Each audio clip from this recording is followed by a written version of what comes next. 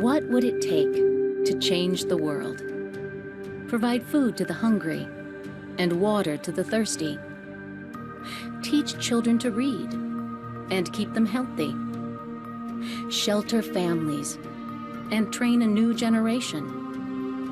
Give the poor a chance to better themselves. Create a worldwide network of peacemakers and conquer a disease that has killed or crippled millions.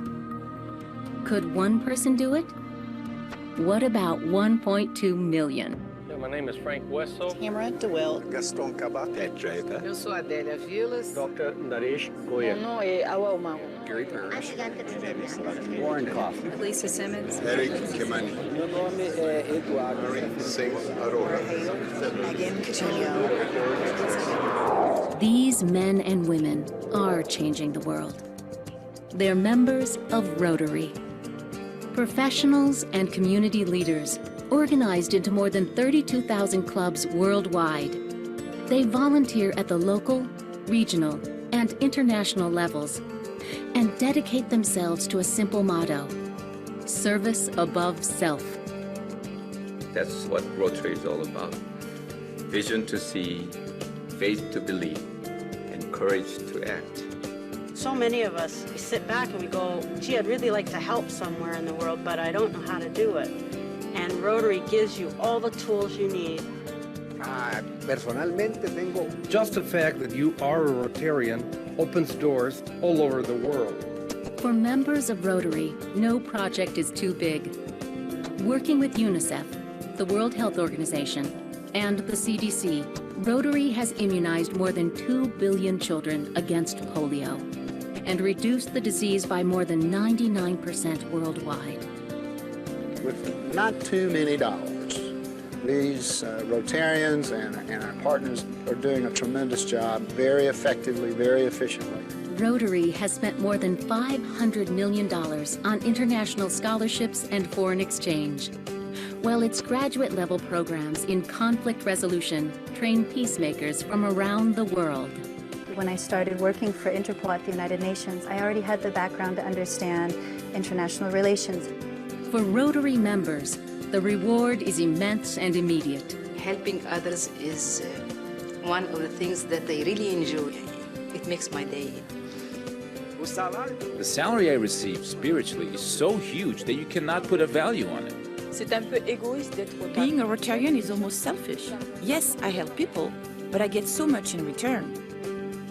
When our world seems senseless and even hopeless, Rotary Club members of all races, colors, and creeds join together to care. Hopefully we can bring some hope and some help, emotionally as well as physically. To protect. The job that is to be done can be done. To connect. But no one has a dry eye at the end of these projects because the kids will come back and ask for a picture with their doctor. And to make a difference. It is possible because we are Rotarians. We can do it. We should do it. But even for 1.2 million volunteers, changing the world is no easy task. Learn how you can become involved. It only takes a drop to make a river. And all we have to do is just make sure that we are in the right direction, we are committed to it, and it will get done. Rotary International. Ordinary people working together to accomplish extraordinary things.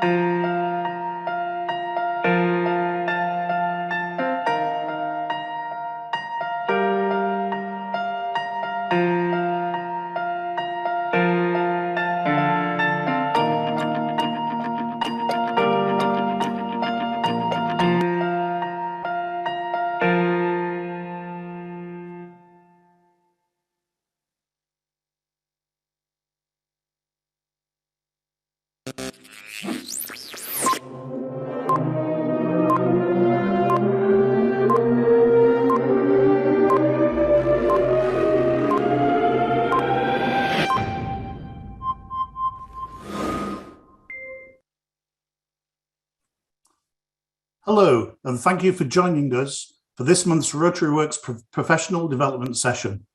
My name is Daryl Keys, and I'm a proud member of the Rotary Works Initiative. I'm happy you've joined us for our October seminar on career development strategies. As part of Zones 33 and 34 program, Rotary Works offers professional and skills development seminars, coaching, connecting, resources, posting and finding job opportunities, and small grant support. Learn more by typing rotary.works in your browser. Our program today is on personal branding. Why should I care? If you're like me, your first question might be, what is personal branding? Personal branding is how you are perceived and how you can position yourself or influence that perception. If you want to move up the ladder, increase your income, have more responsibility, or increase your circle of influence, you have a lot of control over how successful you might be. To help us learn more about what personal branding is and isn't, what you need to know, and how you can craft your personal brand, we're excited that we have engaged two people today who look at this topic from different perspectives. Whether you're 25 and launching your career, 35 and building your career, or 55 and looking for an encore career, all of you will be able to take away information that will help you create a personal brand. Emma Loggins is a creative and digital marketing geek who started Excite in 1998 at the age of 14. Working with both B2B and B2C businesses in a wide variety of industries, she is also the founder and editor-in-chief of fanbolt.com. You might want to check this site out. There are geek cocktails, geek cooking cookbooks, a well of information on film, celebrities, and also travel. Due to her fan support, she's become an influencer for such brands as Warner, Universal, Auto Trader, Visit Scotland, AT&T, Target, Coca-Cola, and many more. And if that's not enough, Emma launched an additional brand, Women's Business Daily, a website targeted at motivating and inspiring millennial female entrepreneurs. Emma has clearly mastered personal branding. And most of us will also know Terry Weaver as the consummate Rotarian, a member of Rotary Works, an incoming Rotary coordinator, a past district governor, a membership numbers expert, as well as a major donor, Paul Harris Society member, benefactor, and bequest society member. But he's speaking to you today as a businessman. His experience as a Fortune 100 VP, a mid-cap company president and chief operating officer, and round trip, that startup growth and sale entrepreneur, provides a unique perspective to his current work as a business coach. Terry's business coaching practice is sort of very new and also looks at an encore career that produces a nice income while only working for a few days each month. So Terry also has mastered personal branding. So I'd like you to join me today to give a warm welcome to both Emma and Terry. Thank you. Thank you, Daryl. Great to see everybody today. Why should I care about personal branding? Maybe, perhaps, you're retired or still interested in making a difference. Maybe you're semi-retired or looking at what a term I like, which is a career downshift. Perhaps you're about to retire or looking forward to retirement. Late in your career, middle of your career, early career, who cares about personal branding? My answer would be everyone. Yes, you have a personal brand, whether you like it or not, whether that was intentional or not. So what is it? Jeff Bezos says that your brand is what people say about you when you're not in the room. Forbes magazine says it's the unique combination of skills and experiences that make you who you are, and it is how you present yourself to the world. You might think of it as your professional reputation. So So what's the value proposition? I've got a job, I like it, I'm happy in it, I feel secure in it. Why is personal branding important to me? Well, the big value proposition, I think, is in the self-awareness of exploring your personal brand, trying to determine what that is and how you might promote that.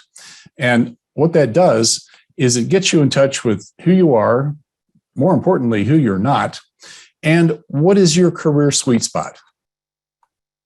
What is it that you can say, I'm good as anyone and better than most at? Now, in my particular case, I would brand myself as a small business coach. I am as good as anyone and better than most at helping small business owners increase the value of their business. And I have helped small business owners and their employees become millionaires over time. Cultivating your personal brand is about articulating your gifts, skills, and talents, being actually able to describe, some people might call it an elevator speech, what it is you're good at. Then claiming the high ground. What is it that you're as good as anybody and better than most at? Then reading and studying, enhancing those skills, doing some skill building, some mental weightlifting, looking for articles, looking for books, looking for videos on those particular topics and those particular skills, really working it in terms of enhancing your skill set and deepening your knowledge base in that narrow area of your personal brand. And then practicing, looking for opportunities where you can exercise those skills. You know, those abound. In my case, it's in my volunteer life as well as in my business life. Finally, then, starting to post some personal original content, tailoring your LinkedIn profile, other online posts, perhaps Facebook, other social networks, or perhaps starting your own blog. It's not that hard to do. You want to reinforce your brand by basically continuing to message, here's who I am, here's what I am, and I'm as good as anybody and better than most at my particular skill set. Now, during your career, if you're not looking for a job, if you're simply in a situation in a company that seems perfect for you, what it allows you to do is look for further career opportunities that are just a perfect fit for you. And you can do that in the form of taking advantage of opportunities to attend conferences, present papers, make presentations, get yourself out in front of the audience as your personal brand. Look for seminars or training offered by your employer. I've gotten some terrifically valuable training offered by my employer. Some of it didn't seem all that valuable at the time, but keep in mind, you want to set a pretty low bar in terms of your expectations for any given training opportunity. Today, for example, if I spend 1 hour on a webinar or looking at a video or reading something, if I get one good idea out of that, I'm pretty good. If I spend an afternoon in a seminar and I get 1 or 2 good ideas out of that, I'm completely happy with that because I've learned I can do a lot with a good idea. I don't have that many of my own, but I'm really good at making something out of them. You might look for opportunities to train other employees. As you get really expert at what you do, it's possible that others around the company might benefit from your knowledge. In my particular case, in the 1980s, I discovered a selling methodology in high-ticket, multi-million-dollar sales. And I thought, this would be valuable to my company. I started using it in my branch office that I was running in St. Louis. And sure enough, I made millions of dollars for the shareholders using that specific sales methodology. So I proposed to our training department, which is 3 states away in Milwaukee, Wisconsin, hey, I'll put together a sales training program on this particular methodology. They thought that's a great idea. It's something they didn't have to do. So I put that together, of course, and that was in the last century. We're using overhead transparencies. Some of you have never seen one of those, but we put that together, we delivered it, and you know, folks, I'm still using that material today. I've converted it, of course, to modern platforms and modern media. It also helps you do something that's important. You got to be careful what you wish for. When perhaps a promotional opportunity comes along, you want to assess that in the context of your sweet spot. And my suggestion would be just avoid situations and assignments that don't fit your sweet spot or perhaps widen it slightly. This idea of building around your strengths, God knows anybody that's been married has had plenty of help identifying their weaknesses. What you need to do at this point in your career, in most cases, is build around your strengths. It also helps you in responding to recruiters. When a recruiter calls up with a perfect situation that they're trying to pitch you on, because of course they get paid if they persuade you to leave the current situation you're in and go to some unknown situation that basically has been pitched to you. You can respond in terms of your sweet spot if you know what it is. So you just start asking questions about that lead you to an understanding of whether another job opportunity actually fits your sweet spot or not. And the same applies to promotions within.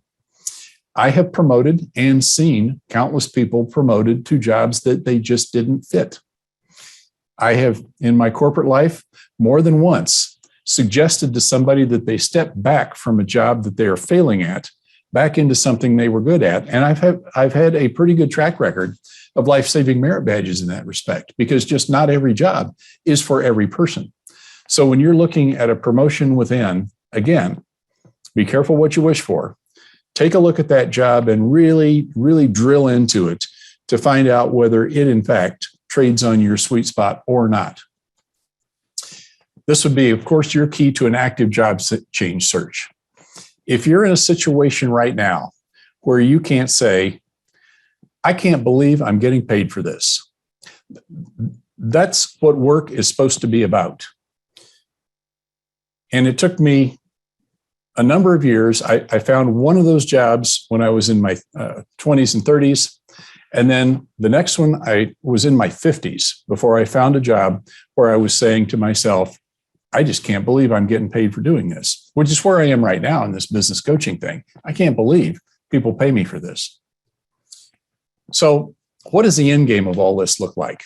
Well, the end game, I believe, looks like an encore career, meaning something that you could do on your own time when you're no longer working full-time on your own terms. I work at this little encore career I've got about 5 days a month. And you want to work at something that you just really love doing, something where you say, I can't believe this.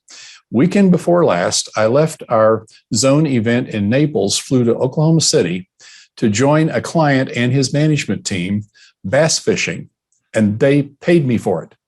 I can't believe I get paid for doing this. And it was a great event. We had a 2-day management retreat. It happens that this is a client I've been working with for 17 years. And the management team at this retreat was larger than the company was when we started this 17 years ago. It provides wisdom and value to your clients. And you can probably tell from my conversation here, I think making a difference in a lot of people's lives really matters. Folks, that's the only thing you leave behind, is the difference you made in other people's lives. And in Rotary, we realize that can be through our vocation. Vocational service and vocational business is hard to discern the difference. Nice supplementary income. And again, you may find yourself saying, I can't believe I'm getting paid for this. So if you're in your 40s or your 50s, start thinking about crafting and honing that personal brand. Now, if you decide that you want to retire and play golf or travel full time, that's fine with me. But you might think that, maybe I could keep my hand in the game, keep my network alive, and make a really decent supplementary income to my retirement in an encore career where I'm making a difference in other people's lives. So how do you do this? How do you create this personal brand, you might be asking? Well, to fill us in on that, I'd like to hand this off to my friend, Emma Loggins. Emma? Hi. Hi, everyone. I am excited to be here today and thankful for the opportunity to speak with you all. For this presentation, I want you to adjust your mindset, and I want you to think of yourself as the product you're trying to sell. You are your own brand. So what does this mean? When someone mentions your name, what do they say? What do you want them to say? When your reputation precedes you, this is personal branding. There's a quote I absolutely love that says, personal branding is the difference between Who are you? And thank you for being here. So how do we get to the thank you for being here? We get there by personal branding, which is the process of marketing yourself as a brand. It's the process of developing a consistent message about you, your skills, and your knowledge. And it helps differentiate you from your peers and your competitors as an expert in your field, because you're able to communicate the essence of who you are, what makes you unique, and what value you bring to the table.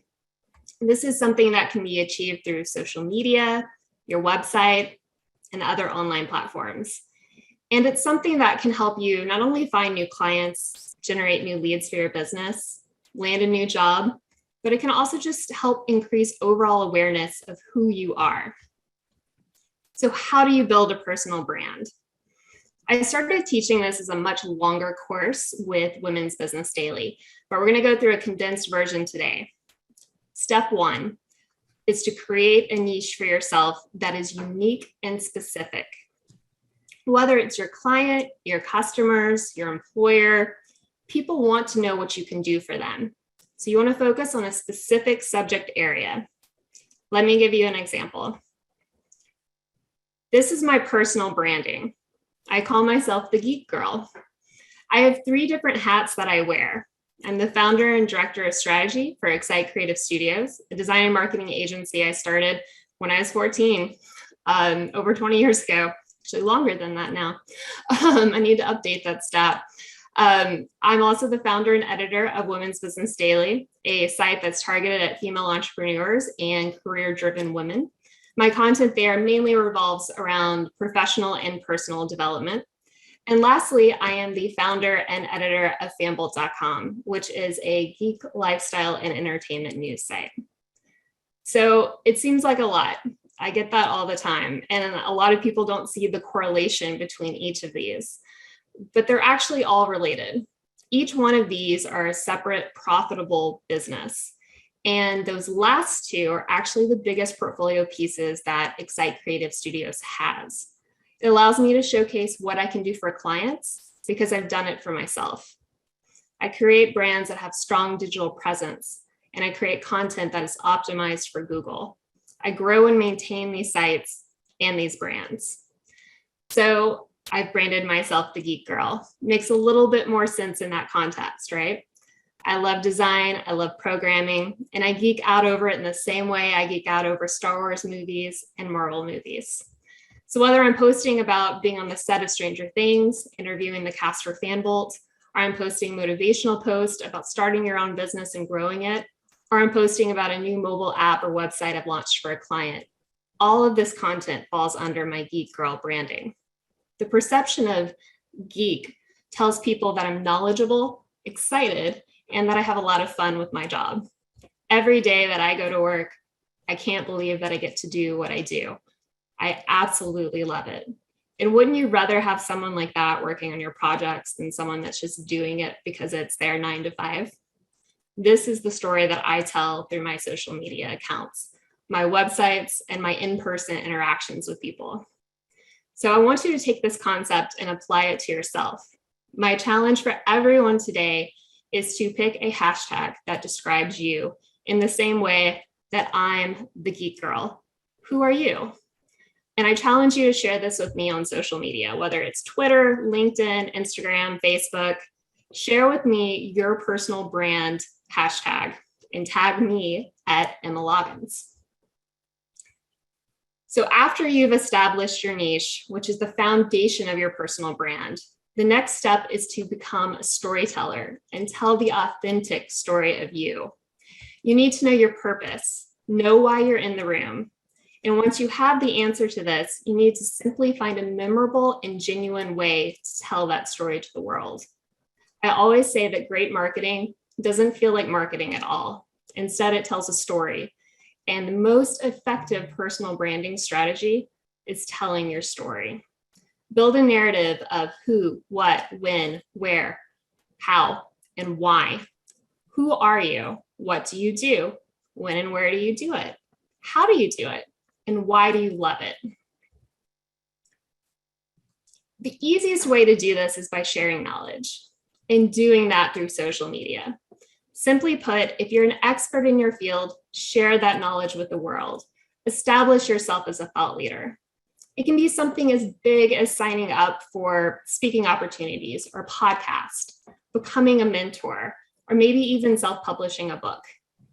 Or maybe you reach out to a website like Women's Business Daily and offer to contribute content in exchange for a platform to establish yourself as a content expert. We do this all the time in women's business, and it works wonderfully, not only for us, but also for our contributors, because they have a platform to establish themselves as a thought leader. It can also be something as simple as signing on to LinkedIn and sharing tips or interesting articles with your connections or followers. Try to share a post daily if you can on whatever platform you're on or target audience is on. The more frequently you post, the more you're going to show up in feeds of those that are following you, and the more that your followers will have an opportunity to engage with you. Next, you need to be consistent. If you're consistently creating content about your focus area, it's much easier for you to get recognized as a voice in that space. But consistency isn't just about posting regularly online. It's also about showing up, both online and off, and showing up with that same brand voice when you do. If I ask you to picture Coca-Cola's branding for a moment, you instantly see that can of Coke. You see the logo, the iconic shade of red. You can probably even hear the sound of the Coke can opening. If I showed you a series of products right now, you could quickly identify which one was Coke, because their branding and the content they put out. Their content is visually consistent, even when it's different or for different products like Diet Coke or Coke Zero. You need to apply the same logic to yourself. Even the tiniest of inconsistencies can poke holes in your brand and make people feel like you're not authentic. Next, it's important to remember to make an impact. You are your brand, morning, noon, and night. People that meet you are meeting your personal brand. So be sure that you're creating a positive impact, that you make people feel good, motivated, and excited.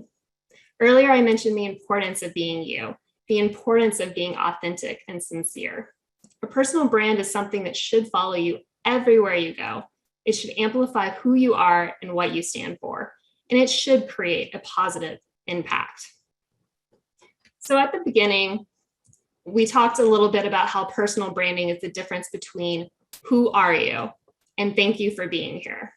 If someone is familiar with you before they even met you, or they get online and they do a search for you, you want them to be impressed with what they find.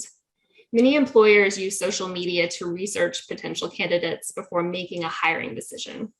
You have an opportunity with your online presence to make yourself stand out from the crowd, whether you're looking to start a new job or impress a new client or customer. Make the most of this opportunity. And if a statement or a piece of content is something that you wouldn't be comfortable with your employer, your coworkers, or your clients or customers, basically everyone you know seeing, don't post it. Remember, create a positive impact. And that is all I have. So here's my contact information, and I think we're going to switch over to a Q&A now. Yes, thank you, Terry and Emma. Great presentation. In fact, you are already in demand, so take a note of that. I think somebody will be reaching out to you. We did have a comment in the chat that talked about personal branding being too narrow, that it could reduce our opportunities. And so I was curious as to your comments about how you might describe your sweet spots more broadly. And I'll throw that to either one of you. Well, that probably relates to some of the comments I had. And the fact is that to get as good as anybody and better than most takes about 10,000 hours of practice. And people many times get themselves spread a little bit broadly and don't ever really get good at something. So my suggestion from a career development point of view is get really good at something and then broaden out from that. So you can think of it going broad and then wide. And I really do believe that is, from a standpoint of career development and building a reputation for yourself, that will work better than starting wide and then trying to focus in. Emma, I think this one is for you. Would you suggest asking people what your personal brand is? I would say yes. I would say that it's a wonderful way to get to know someone and understand a little bit more about them. One of the first things that I do when I meet with a client, especially if it's a new client that I've not met with before, is inevitably before the end of the conversation, it transitions to what do you like better, Star Wars, Star Trek? What's your favorite Marvel movie? And this creates a bond on a more personal level to where it helps with the professional side as well. And this is all a part of my geek branding. So being able for me to convey this to someone when I'm meeting them helps to give them a better understanding of me and vice versa. Great. There's a question in the chat that is, how is it possible to create a personal brand without capital? And I'll throw that to either one of you because I think you both probably have a perspective. I'm handing that one to Emma, but there has never, ever been a better time to build personal branding with no capital at all.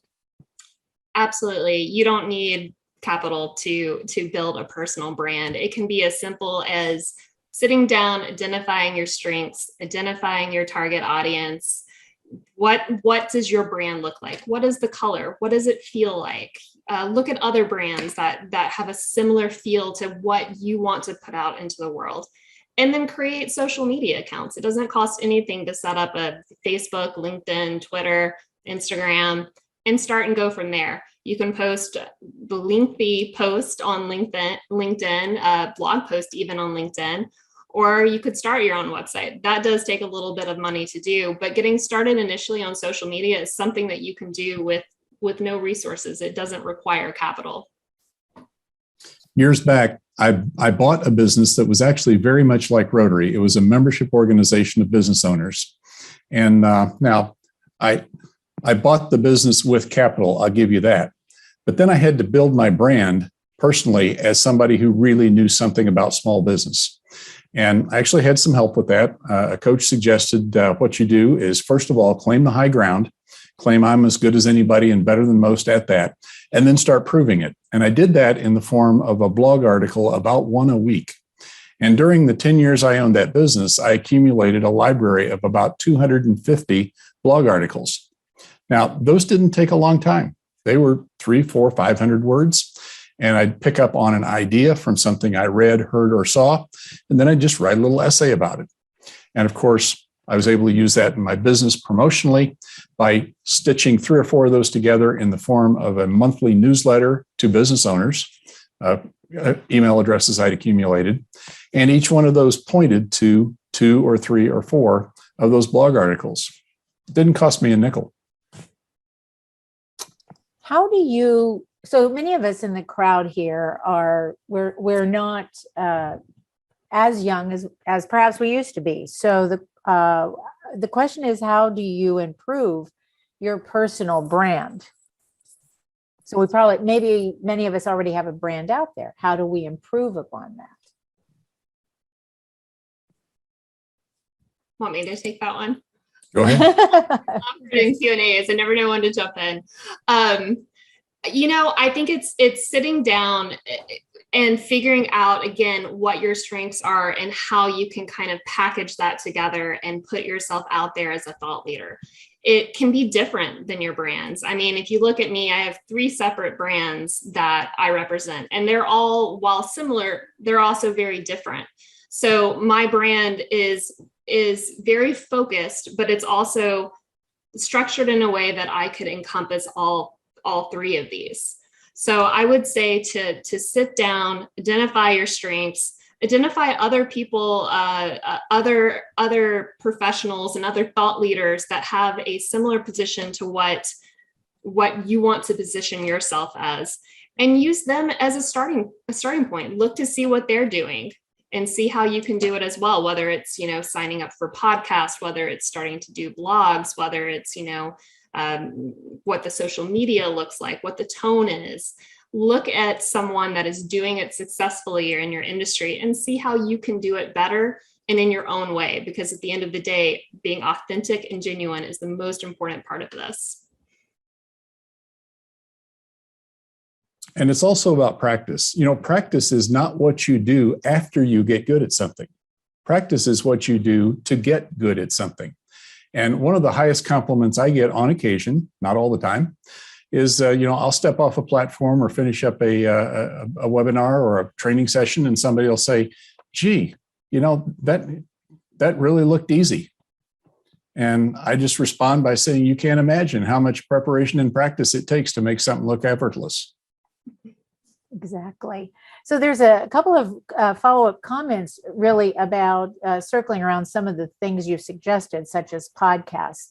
Is there a cost related to that? How do you get started? What about blog articles? Where do you post? Do you blast emails? How do people find them if it's not on a very specific? So kind of a broad perspective there. So I think we'd start with podcasts and the costs, and how do you get started? I'll hand that to Emma. I've had a few podcasts over the years, and I've been on a few. I hate audio editing more than anything I've ever done, so I try to stay clear of it. But I love being on podcast, and it's very easy to approach someone to be on a podcast and reach their fan base, which is where I would recommend starting. Reach out to podcasts that are specifically in the niche that you want to be in. There's also a Facebook group, and there's probably a LinkedIn group as well, but there's a sizable Facebook group that is specifically for podcasters to meet industry professionals and guests and hosts for their shows. So I would recommend looking on LinkedIn and Facebook for groups where you can be matched with those individuals. As far as starting your own podcast, that is a larger endeavor, and there's a little bit of cost involved with that. But I would say just start with Googling it and or YouTubing it. There are so many great tutorials out there that'll help get you started. And if you don't mind audio editing just a little bit, then you'll be fine. I was a little too picky with my audio, and that is why I'm no longer doing it. What about blog articles? Like if maybe you don't have a website, so where might you post those? And I can throw that to either of you because you both have done that. Sure, a couple of ideas there. First of all, LinkedIn is almost intrinsically a blog. Your posts on LinkedIn basically become essentially a knowledge base. If you want to go just a little bit further from that, one of the Mac daddies in this business was called blogger.com. It was bought by Google. And so you can go into Google with just a Google ID and create your own blog with your own URL. Now, it'll be something nobody recognizes, but then you go to GoDaddy for $20 and buy a URL that characterizes your business, something that is descriptive of what you do. And without a great example off the top of my head, I have a friend here in South Carolina who's a process server. He serves subpoenas for a living. And he owns weservepapers.com. That's the kind of URL that you want. You buy that for $20 a year from GoDaddy, and then you point it over at this free blog that you've created. You've essentially built a website in an afternoon. So I'm going to ask a question as a follow-up question, because once you do that, there's a whole art to writing blogs with certain keywords that probably reflect your personal brand so that somebody looking for that would eventually get to your blog. Is that a correct assessment? Yes. I love SEO. SEO is where science and art come together, in my opinion, of content creation and websites. So I'll give you a general overview of when you're creating a blog post. You want to identify a keyword or a key phrase that in a perfect world you would rank on the first page of Google for. What do you want people to search for and find you? And with this post, you want to make sure that that keyword is in the title in the opening paragraph, in at least one subheading, and again in the closing. Now it gets a lot more specific and we could get a lot more nerdy with it, but that's a really good outline to start with. And look at the other sites that are ranking for this keyword or key phrase currently, and see about how long the content is. That'll give you an idea of about what Google is looking for in terms of word count. It's a great place to start when it comes to SEO. And Terry put in the chat what SEO is. It's worth learning a little bit more about. We have a question from Nico about how can we communicate with members if we post a blog post or vblog to a Rotary District WordPress site that's powered by DACDB? Great question, Nico. WordPress actually grew out of a blog platform.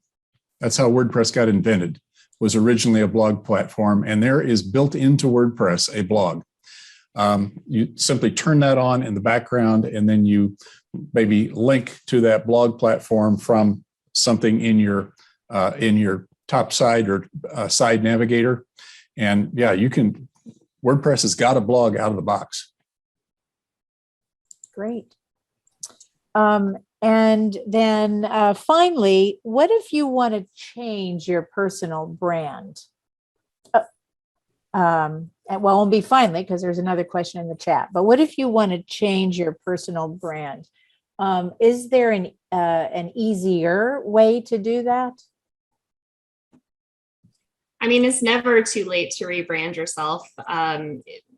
Big brands do it all the time. You see it all the time with logo refreshes or new products that they're releasing. It's definitely something that you need to have a strategy around.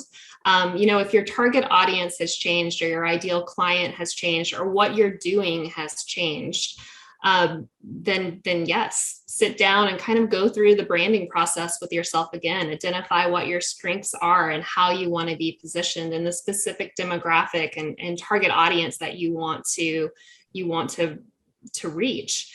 And then look at how that kind of flows out from there. What does that do to your social media? What does that do to your personal brand hashtag?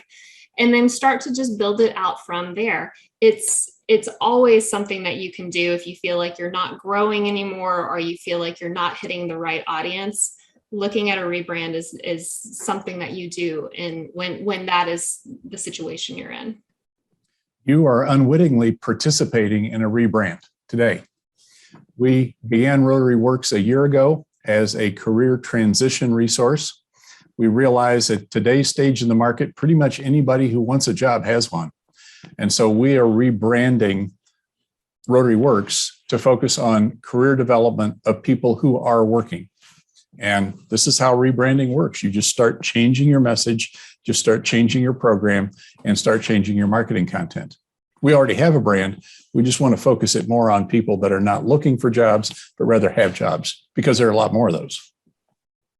So there's a few more questions that have come up. You guys have really generated some questions. Going back to the SEO discussion, where do you look in Google for keywords? Well, I would ask anyone that is trying to figure out what are the keywords. Look at your industry. For me, as a web designer, I would go for Atlanta web designer, Atlanta creative agency, Atlanta graphic designer. I would have some sort of localized piece of content in there following what I do or the type of work that I'm looking to get. Whereas on Women's Business Daily, my keyword might be work-life balance or how do I do my taxes? And on Fanbolt, it may be Stranger Things season 4, Ozark season 4. It's going to be different for everyone. And you need to specifically think, if I was looking for me, what would I type into Google? That is the best place to start.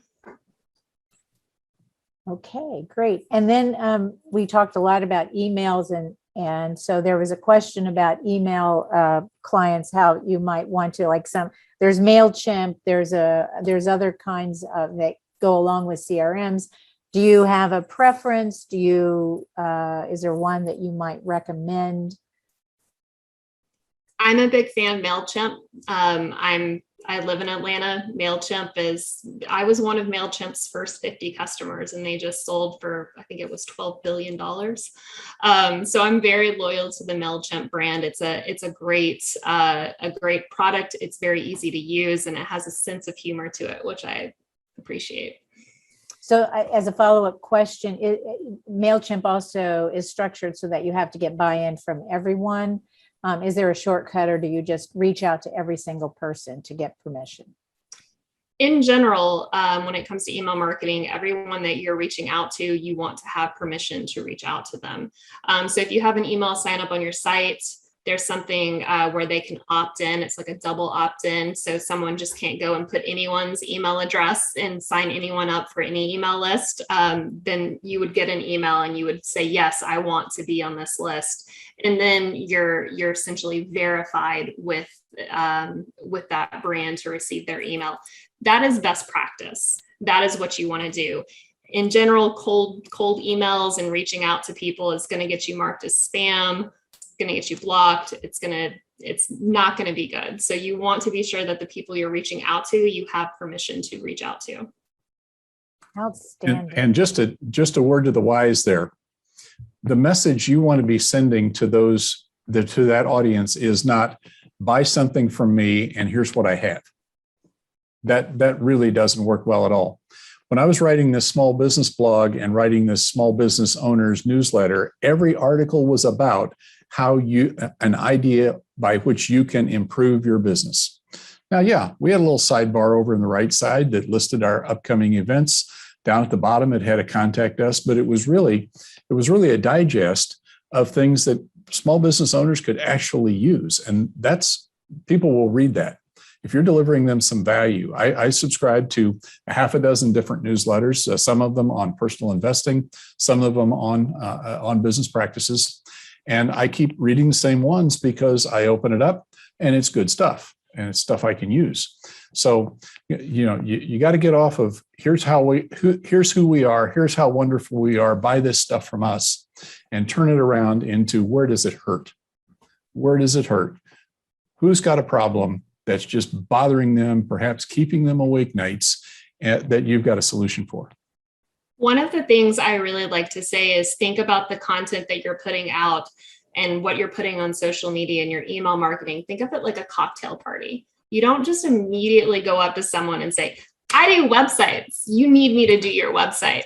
You go up and you say, hi, I'm so-and-so, or what's your name? And you start talking, you let them tell you about themselves, and you start to build a relationship before you get to telling them about what you do and why you're good at it.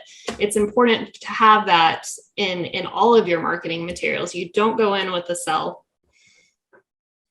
When you're networking, if you consistently interview people in the room, if you consistently ask people who they are, what they do, what they like, etc., what are some of their career accomplishments, almost like you're interviewing them for a job, they'll think you're the most interesting person in the room.